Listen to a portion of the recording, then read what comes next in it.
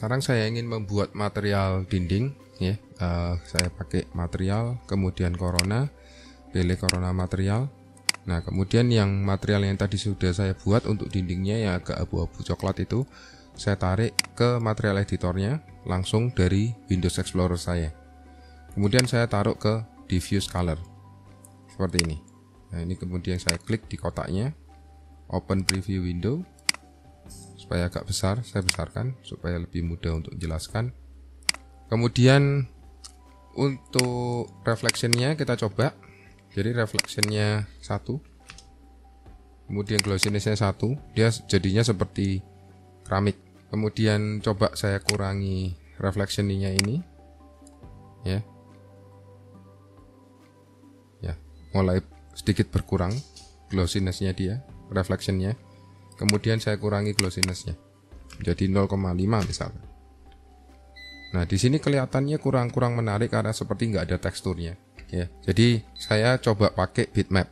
Nah, biasanya bitmap dari diffuse langsung dimasukkan ke reflection, ya. Itu tidak harus ya.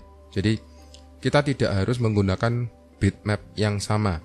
Jadi kita bisa menggunakan bitmap yang berbeda. Jadi kita lihat ini, kita bisa lihat yang ini, ya. Jadi ini yang warna coklat tadi dengan sedikit tekstur. Nah, kemudian saya mau coba pakai reflection bitmap yang lain seperti ini. Ini saya coba. Lihat, agak besar. Nah, beda sekali. Tidak ada masalah, karena kan tekstur yang untuk diffuse tadi hanya untuk memberikan imperfection dari teksturnya aja supaya nanti perhitungan GI-nya lebih gampang, lebih realistik. Jadi nggak melulu diffuse color gitu aja, ya. Nah, jadi saya akan gunakan material yang ini untuk dipasang di reflection color. Saya taruh dulu sini. Nah, di sini keluar dia. Berhubung dia tulisannya di sini 100%, berarti artinya 100% menggunakan bitmap. Jadi yang di atas ini warna abu-abunya tidak berfungsi. Nah, sekarang kalau misalkan saya mau ingin lebih terang dari bitmap ini tanpa harus kembali ke Photoshop, caranya mudah. Ini saya lepas dulu, ya. Kemudian saya klik kanan, kemudian pilih ke map, saya pilih standar. Di sini ada output. Nah, dari bitmap ini saya masukkan ke output, baru dari output saya masukkan ke reflection glossiness. Nah, sekarang gimana cara nerangkannya? Saya klik 2 kali di output. Di sini ada RGB level. Ya, ini saya open dulu preview windownya yang di sini supaya agak jelas. Nah, pada saat RGB level ini saya naikkan jadi 5, dia jadi putih. Jadi ini caranya untuk naikin. Jadi misalkan kita pakai 3. Saya kembali ke sini dulu, glossiness-nya saya jadikan 1. Coba jadikan 2. Pasti turun reflection ini. Nah, seperti itu, ya. Kemudian untuk reflection glossiness-nya saya juga bikinkan material output juga supaya saya tidak perlu membalancekan keduanya. Jadi saya bisa kontrol satu persatu seperti itu. Ya, jadi di sini outputnya saya tambahkan jadi 1,5 misalkan. Nah, sedikit lebih terang, reflectionnya lebih jelas. Saya naikkan jadi 3.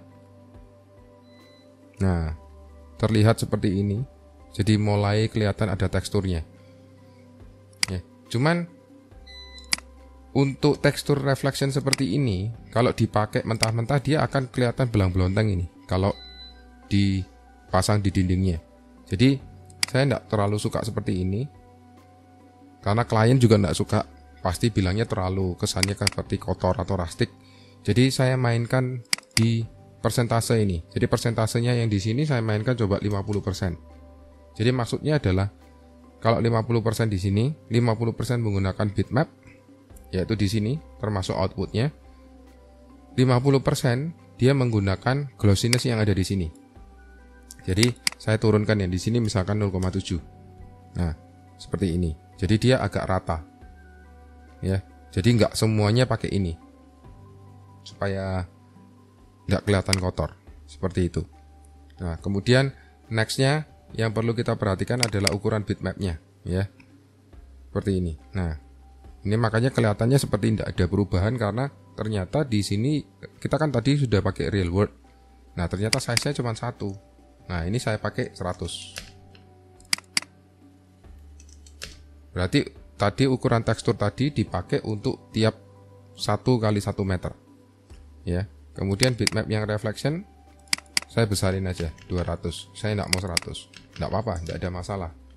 Nah, ini mulai terlihat, ini ada teksturnya.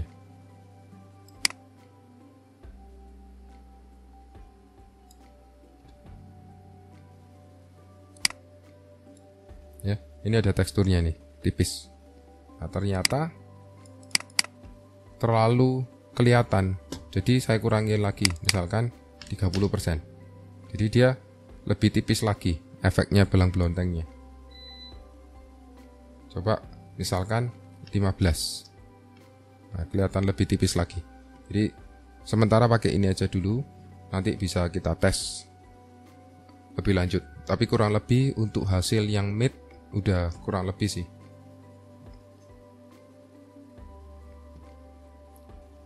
Atau kalau perlu yang di bagian reflectionnya kita kurangi jadi 1,5. Nah, udah cukup. Cara yang sama bisa kita lakukan juga untuk membuat material ceiling yang warna putih, ya. Jadi di sini untuk ceiling saya tidak jelaskan lagi karena sudah saya jelaskan di wall. Prinsipnya kurang lebih sama. Di video berikutnya saya akan menjelaskan bagaimana membuat material dari HPL-nya untuk kitchen kabinetnya.